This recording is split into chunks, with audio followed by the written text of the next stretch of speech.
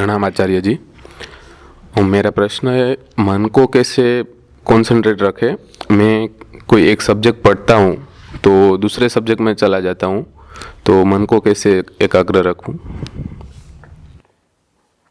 क्यों पढ़ते हो? स्टडी में आगे बढ़ने के लिए। खुद चुना है पढ़ना? मेडिकल स्टूडेंट हूँ, तो मतलब डॉक्टर बन के सेवाएं करनी है। तो यहाँ बैठे मुझे सुन रहे हो तो मन जा रहा है अपने मेडिकल वाले सब्जेक्ट्स की ओर।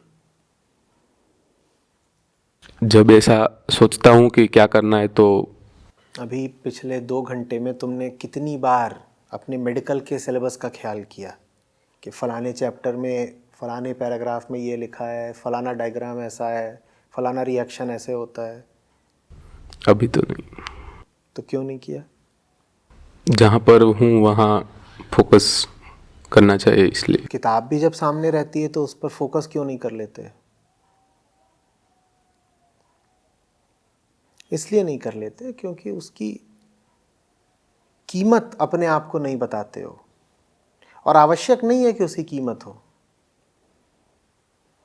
कीमत तो व्यक्ति के परिप्रेक्ष्य में ही होती है। तुमने अगर खुद चुनी है मेडिकल की पढ़ाई, खुद ही कह रहे हो कि डॉक्टर बनकर सेवा करना चाहते हो या जो भी है, मेवा खाना चाहते हो, अगर खुद चुना है सेवा चाहे मेवा जो भी, तो फिर तुम्हें पता होना चाहिए अपने चुनाव की कीमत का। मैंने चुना है ना भाई, कोई चीज कीमती है, जरूरी है, तभी तो चुनी है। अगर वो जरूरी है तो फिर वो तुम्हारा ध्यान खींचेगी। जैसे यहां बैठे हो और अगर तुमने खुद चुना है यहां आना, तो यहां जो बात हो रही है वो तुम्हारा ध्यान खींचेगी। नहीं खींच रही है लेकिन ये तुम्हारा अनुभव है, यही कह रहे हो, तो इसका मतलब ये है कि तुम जो कुछ कर रहे हो उसमें तुम्हारा चुनाव निहित नहीं है, कोई जोर जबरदस्ती चल रही है। सच्चा चुनाव वास्तव में प्रेम होता है, इसीलिए वो अचुनाव होता है। इसीलिए उसमें चुनाव करने की प्रक्रिया में बहुत झंझट नहीं होती। जैसे प्रेम में झंझट होती है बहुत, क्या प्रेम करूं कि नहीं करूं कि क्या है, वो तो है भाई। सच्चा चुनाव एक तरह से विवश कर देता है तुमको कि अब चुन लिया तो इसी के साथ है, मन इधर उधर भाग ही नहीं सकता, खुद ही तो चुना है, इश्क है भाई, अब कैसे इधर उधर भाग जाओगे? और अगर इधर उधर भाग रहे हो तो इसका मतलब चुना ही नहीं है, या चुनाव बेहोशी में हुआ है।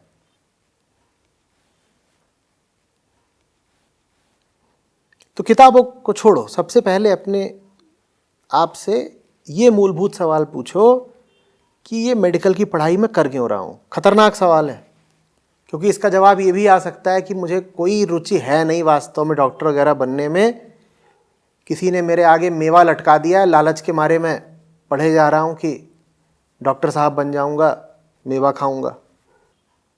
ये भी हो सकता है कि डॉक्टरी की पढ़ाई ही छोड़नी पड़े, और छूटती है तो छूटे, भले 3 साल 4 साल जितना भी पढ़ लिया है, जिंदगी भर बर्बाद रहोगे, उससे अच्छा अभी छोड़ दो। लेकिन अगर उत्तर ये आया कि वास्तव में बनना है डॉक्टर और मैं चुन रहा हूं डॉक्टर बनना, तो उसके बाद फिर किताब से ध्यान भंग नहीं होगा। जिम्मेदारी तो लो ना अपने ऊपर। होता क्या है ना छात्र जीवन में, तुम्हारा जो साप्ताहिक टाइम टेबल है वो कोई और बना देता है, परीक्षाओं का भी कार्यक्रम बाहर से आता है, किताबें भी किसी और की लिखी हुई हैं, जो विषय तुम्हें ठीक नहीं भी लग रहा उसमें भी 75% उपस्थिति दर्ज करानी है। तो मन को ऐसा लगने लगता है कि ये सब उसके साथ जबरदस्ती हो रहा है। कि लो आ गया नया सेमेस्टर या नया ईयर और ये आ गई नई किताब सामने रख दी गई है ना, और हमने तो नहीं चाहा था कि 12 अप्रैल से परीक्षाएं हो, लेकिन परीक्षाओं का कार्यक्रम आ गया, उसने 12 अप्रैल लिखा, हमसे पूछ के थोड़ी लिखा था। हमसे पूछ के नहीं लिखा था माने हमारे साथ जबरदस्ती हो रहा है। जब हमारे साथ जबरदस्ती हो रहा है तो हम क्यों करें? आदमी भूल ही जाता है कि ये ज़बरदस्ती तुमने खुद स्वीकार करी है, ये ज़बरदस्ती तुम्हारे साथ हो रही है क्योंकि तुमने उस किताब से, उस पूरी मेडिकल साइंस से प्रेम का वादा करा है। और वादा करने के बाद मुकर नहीं सकते अगर वादा सच्चा है। और अगर वादा नहीं करा है तो मैं कह रहा हूं छोड़ दो कॉलेज को, बाहर आ जाओ। बुरा लगेगा, फीस दे दी होगी बहुत सारी, 3-4 साल भी लगा दिए हैं, लेकिन 3 ही 4 साल तो लगाए हैं, 30-40 साल तो बच जाएंगे। और इस प्रक्रिया में याद आ जाए अगर कि भाई भले ही क्लास पढ़ाने वाला डॉक्टर प्रोफेसर कोई और हो, भले ही किताब किसी और की लिखी गई हो, भले ही परीक्षाओं में मेरा मूल्यांकन कोई और कर रहा हो, लेकिन इस कैंपस में, इस हॉस्पिटल में, इस कॉलेज में हूं तो मैं स्वेच्छा से, अपने चुनाव से, अपने प्रेम से, उसके बाद किताब से ध्यान नहीं भागेगा। जिम्मेदारी अपने ऊपर लो। कहो ये जो कुछ भी हो रहा है मैंने स्वयं आमंत्रित किया है। मैं चाहता हूं कि मुझे रगड़ दिया जाए, मैं चाहता हूं कि वाइवा में मुझसे खतरनाक सवाल पूछे जाएं, मैं चाहता हूं कि पाठ्यक्रम इतना भारी हो कि मेरा सर फट जाए। ये सब मैंने खुद चुना है। ये बात याद रखनी होगी कि ज़बरदस्ती नहीं हो रही है तुम्हारे साथ, तुमने खुद चुना है। उसके बाद फिर तुम ये नहीं कर पाओगे कि अरे मेरे साथ तो अभी देखो आज ये नोटिस लग गया, मैं तो सोच रहा था कि अभी अगले 2 दिन बंक मार लूँगा, शिमला घूम आऊँगा, और ये नालायक रक्त पिपासु प्रोफेसर इसने लगा दिया नोटिस की इतनी है, कोई एक्स्ट्रा लैब रख दी है या जो कुछ भी है। सब होता है ना, एकदम बिल्कुल जल जाती है अंदर से। हाँ, जब जल जाती है तो आदमी बदला किस पे निकालता है? किताबों पे। नहीं पढ़े, नहीं पढ़ते, मत पढ़ो, तुम्हारी जिंदगी है भाई। याद रखना, तुम्हारी जिंदगी, तुम्हारा चुनाव है, कुछ भी जबरदस्ती नहीं हो रहा। जी, मैं आयुर्वेद की पढ़ाई कर रहा हूँ और आयुर्वेद में मांस वर्ग को छोड़ करके उस पर जो भी है उसमें गहन अध्ययन की ओर जाना चाहता हूँ। लेकिन जब गहन अध्ययन में उतरता हूँ तब ऐसा लगता है कि अहम भाव और शरीर भाव बढ़ रहा है, क्योंकि ये फील होता है मेरे को कि शरीर भाव बढ़ रहा है आयुर्वेद को जैसे जैसे पढ़ता हूँ, जितना उसमें उतरता हूँ। तो अध्यात्म की दृष्टि से शरीर भाव बढ़ना तो फिर शरीर ही रह जाओगे। बेटा, सांसारिक जितने भी विषय हैं उनमें सब में शरीर भाव बढ़ेगा। तुम चिकित्सा विज्ञान पढ़ोगे, तुम इंजीनियरिंग पढ़ोगे, तुम प्रबंधन पढ़ोगे, तुम गणित पढ़ोगे, तुम साहित्य पढ़ोगे, तुम दर्शन शास्त्र पढ़ोगे, तुम जो पढ़ोगे हर चीज़ किसके बारे में है? दुनिया के बारे में है। दुनिया माने शरीर, भौतिक। तो शरीर भाव तो बढ़ेगा ही बढ़ेगा, दुनिया की कोई भी चीज़ पढ़ोगे। तो इसका मतलब ये थोड़ी है कि पढ़ना छोड़ ही दोगे। भाई दुनिया की सारी पढ़ाई दुनिया की ही तो पढ़ाई है। तुम संसार के बारे में ही तो जानते हो। तो संसार को जितना पढ़ोगे उसमें ये संभावना तो होगी ही कि संसार फिर और ज़्यादा सच लगने लगेगा। क्योंकि बड़ा मुश्किल है कि मैं मैकेनिकल इंजीनियर हूँ, मैं पढ़ रहा हूँ बीम के बारे में, स्ट्रेस के बारे में, स्ट्रेन के बारे में, और साथ ही साथ में कहता जाऊँ कि the beam does not exist, सब मिथ्या है। ऐसा होगा नहीं ना। जब आप डॉक्टरी की पढ़ाई कर रहे हो और बहुत जान लगा करके किसी मरीज की चिकित्सा कर रहे हो या समझना चाह रहे हो कि गुर्दा कैसे काम करता है, उस वक्त ये संभावना तो है ही कि ये प्रतीत होगा कि ये जो शरीर है ये सच है। क्योंकि बड़ी दिक्कत हो जानी है ना कि एक और तो तुम शरीर की चिकित्सा पढ़ रहे हो, शरीर के भीतर की सारी प्रक्रियाएं पढ़ रहे हो और साथ ही साथ कहते जा रहे हो कि ये शरीर तो मिथ्या है। ऐसा हो नहीं पाएगा। तो सांसारिक शिक्षा जो भी लोग हैं उसमें ये होगा ही होगा।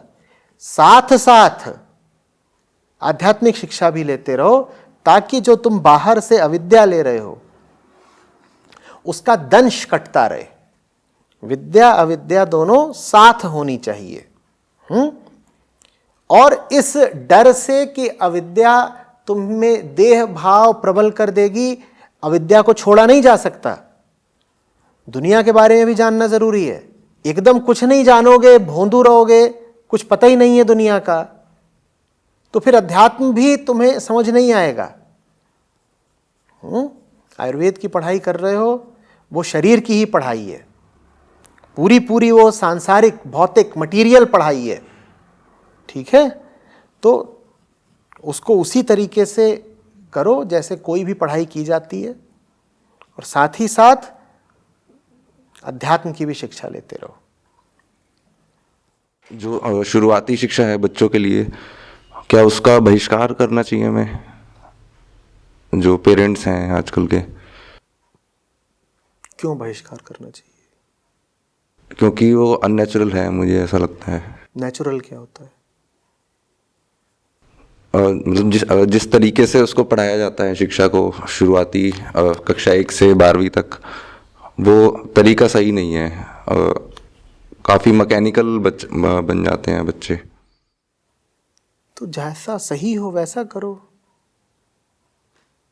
तो ज़रूरी नहीं है कि हम उनको स्कूल में भेजें। मुझे नहीं पता, स्कूल बहुत तरीके के हैं। हाँ जी। स्कूल तो बहुत बहुत तरीके के हैं। इसमें मैं कैसे बता दूं कि स्कूल भेजो कि नहीं भेजो? ज़रूरी तो कुछ भी नहीं होता। हाँ जी। ज़रूरी तो फिर ये भी नहीं है कि बच्चा पैदा करो।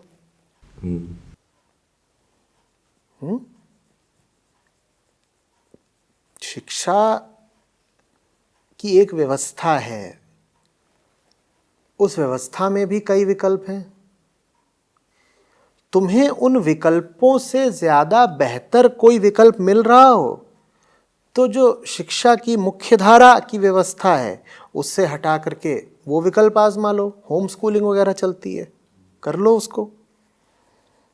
लेकिन इन नए विकल्पों को आजमाने से पहले ये सुनिश्चित कर लेना कि ये विकल्प पुराने विकल्पों से बेहतर हैं। ये ना हो कि बच्चे को स्कूल से तो काट दिया और उसको जो घर पे विकल्प दिया है वो स्कूल से बदतर है। और ऐसा होता है। स्कूली व्यवस्था की खामियां हम सभी जानते हैं। स्कूली व्यवस्था में जो दोष हैं वो बहुत प्रकट हैं और लोगों को पता है। लेकिन तुम जो स्कूली व्यवस्था से हटके अपनी व्यवस्था करोगे उसमें कितने दोष होंगे ये तुम जानो।